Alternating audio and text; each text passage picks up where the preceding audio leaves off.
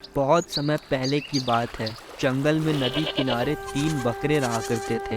नदी किनारे हरा भरा घास का मैदान था। वहाँ वे दिन भर घास चरते रहते थे।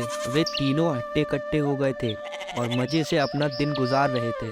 लेकिन समय बीतने के साथ साथ वहाँ की घास खत्म होने लगी। अब उन बकरों को नई जगह की तलाश थी। एक दिन छोटे बकरे ने दोनों बड़े बकरों को बताया कि नदी के पार एक बहुत बड़ा घास का मैदान है। वहाँ की घास सालों तक खत्म नहीं होगी। तीनों ने सोचा कि अब यह जगह छोड़कर नदी के पार जाने का वक्त आ गया है।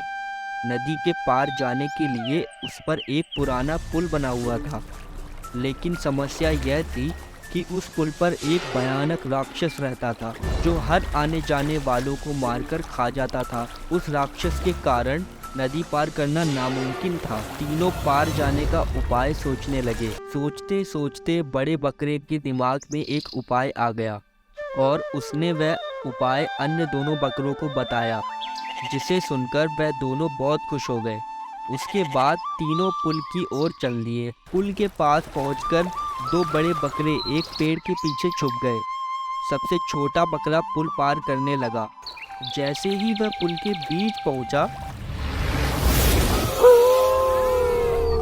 पुल पर रहने वाला राक्षस उसके सामने प्रकट हुआ और बोला, तेरी ये जरूरत कि तू मेरे इलाके में आ गया, अब तू नहीं बचेगा। मैं तुझे मार कर खा जाऊंगा। छोटा बकरा घबराया नहीं बल्कि उपाय अनुसार बोला, राक्षस महाराजा, आपको मुझे खाकर क्या मिलेगा? मैं तो कितना छोटा हूँ। मेरे पीछे मेरा बड़ा भाई आ रहा है, आप उसे खा लीजिएगा। राक्षस ने मुड़कर देखा कि एक बड़ा बकरा पुल की तरफ चला आ रहा था, जो उसके सामने खड़े बकरे से काफी बड़ा था। उसने छोटे बकरे को जाने दिया और दूसरे बड़े बकरे का इंतजार करने लगा। जैसे ही दूसरा बकरा पुल के बीचों बीच पहुंचा, वह उसे पकड़कर बोला, आज तेरी मौत तुझे यहाँ ले आई है। अब मैं तुझे खाकर अपनी भूख मिटाऊंगा। तभी बकरा बोला, राक्षस महाराजा, मुझे छोड़ दीजिए। मेरे पीछे मेरा बड़ा भाई आ रहा है। वह इतना मोटा ताज़ा है कि आपको कई दिनों तक खाने की आवश्यकता नहीं पड़ेगी।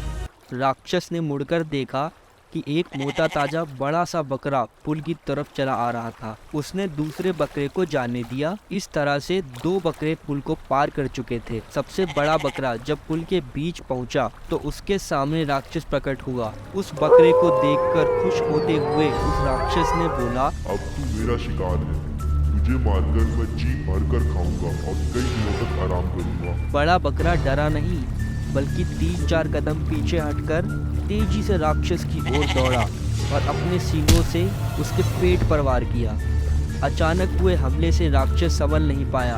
वह पुल के नीचे नदी में जा गिरा और पानी की तेज धारा में बह गया। बड़ा बकरा भी पुल पार करके दोनों बकरों से मिला। उसके बाद वे नदी के हरे भरे घास के मैदान में खुशी खुशी रहने लगे।